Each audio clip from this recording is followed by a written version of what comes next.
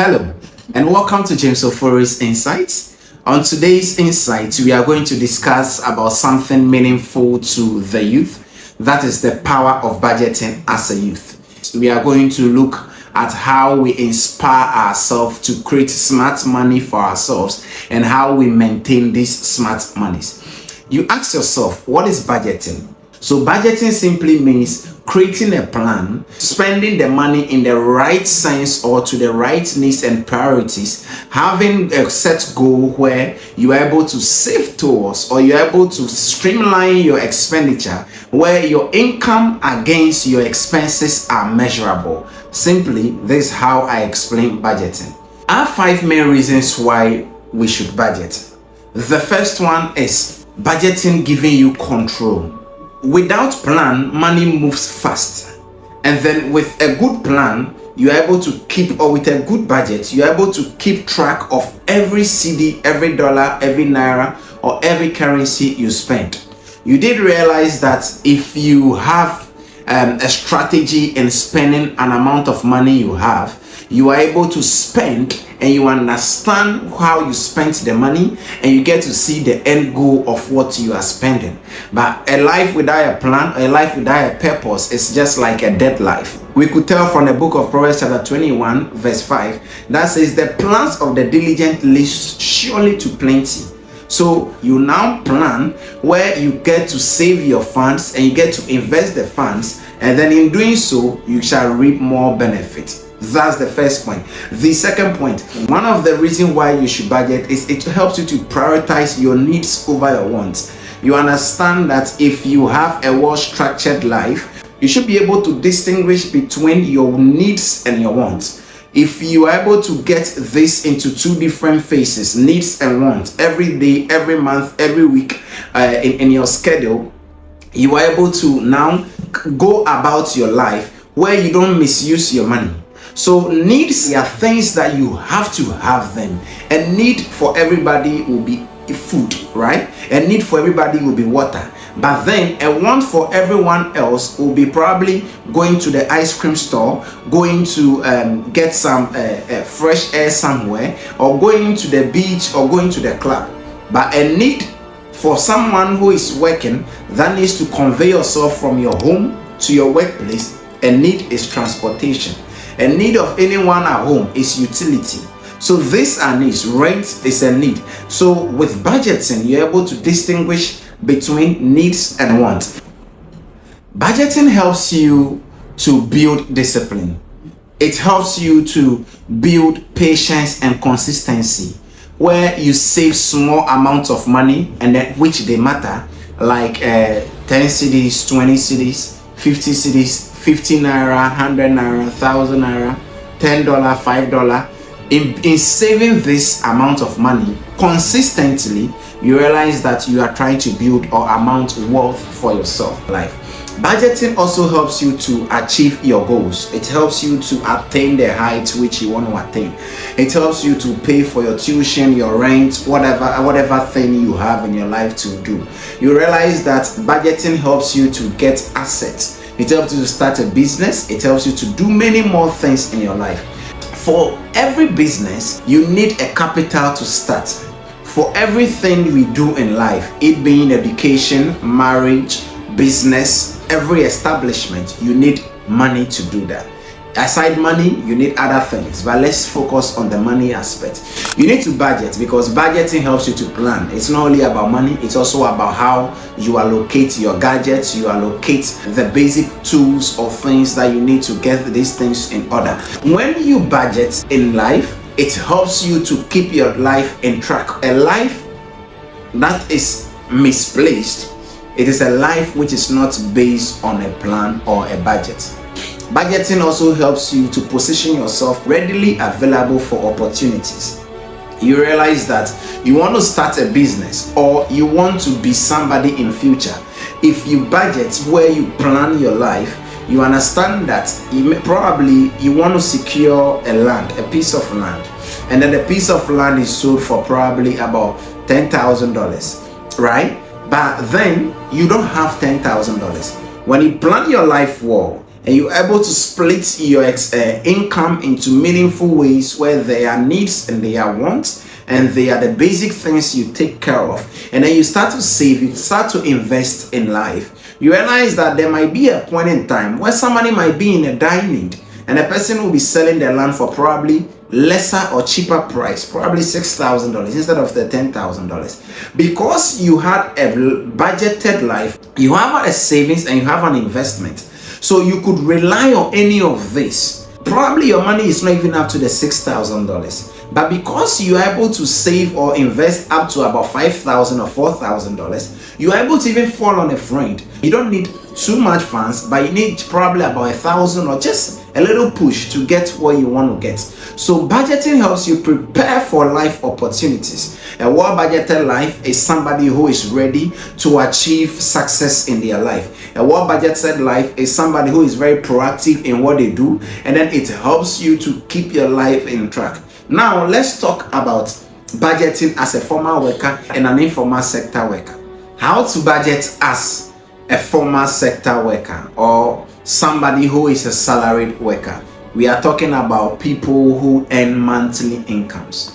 You need to split your money into different segments or into different sectors. If you are someone who you are a Christian and you are a Christian who gives your tithe, then you need to also give your tithe as well. So that's the 10% for tithe.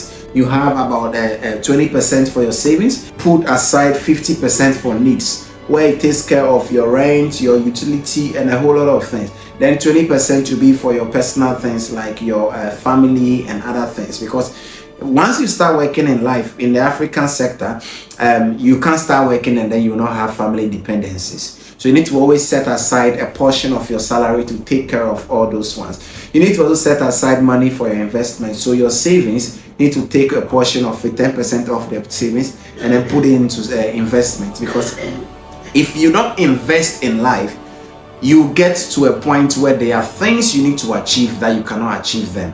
If you clearly have life goals, if you clearly have achievements, you have plans of things that you want to achieve in the near future, in probably a year or 2, 5 years, 10 years time, probably you want to open a business, probably you want to become something great, someone great in future, you realize that you need to start investing towards these things. Savings is meant to take care of emergencies or things that come in your life where you don't need to touch your investment, because we invest against something.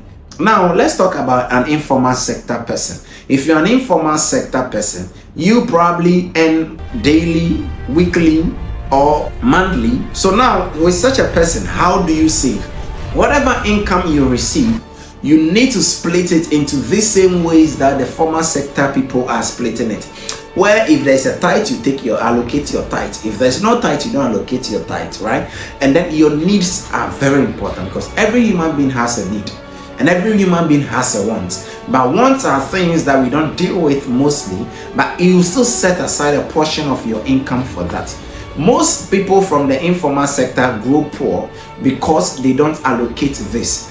Most people from the informal sector grow poor because they don't pay themselves, especially those that own their own business. You need to set aside things that the income that is coming in, this is the amount that it's coming. Probably I receive $1,000 as income.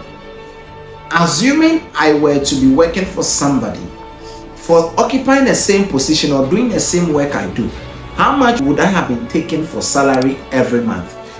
A good research gives you this particular figure, and then you now also set this aside, right? There is always an average that you can meet, right? You can get. Someone watching this video will say that I'm an informal sector, but then I earn on so and so basis, which it is not on stable basis. Yes, but there is an average. You can find yourself earning 50, 100, 20, but there is an average, which, because doing the job for about 3 months, you have an average daily income or weekly income or monthly income. Now you put yourself together and you start paying yourself.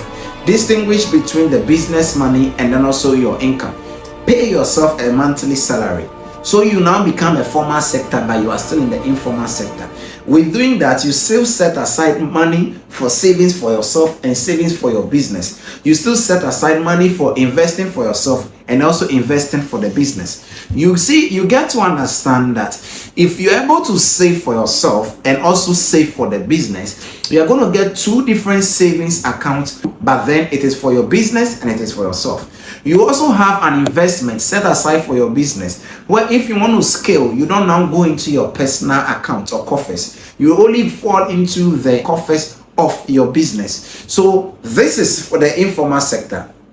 You have to also just play your cards as a formal sector person, but you have a more leverage over the other person, because you get to see the amount and you get to see how you are able to split it together. But just make sure you are not cheating yourself or not cheating the system, because you want everything to be fair, where you can measure your income and measure your growth. Now let's talk about students. How do you get money as a student? How do you save or budget as a student? You realize that students, we get money from gifts, we get money from our feeding fee, whatever thing our parents give us. You can still save from that, because that is still your income. There's no way someone will say that my parents give me this amount of money to school and I spend everything to on myself to the school.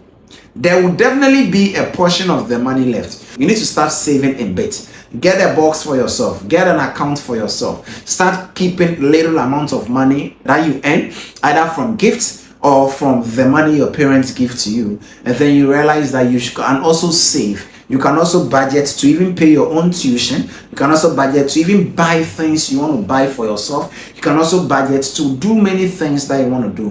When I was in school, I was one of the richest guys in school, not because my parents were rich, because I knew how to earn money for myself in school legally, and I also knew how to also save and also invest my money, put my money into bigger and better use. You can also do the same thing. If you learn to do this, it will help you. Life is so simple if you live your life based on a budget, if you live your life based on a plan, because every life is based on a plan.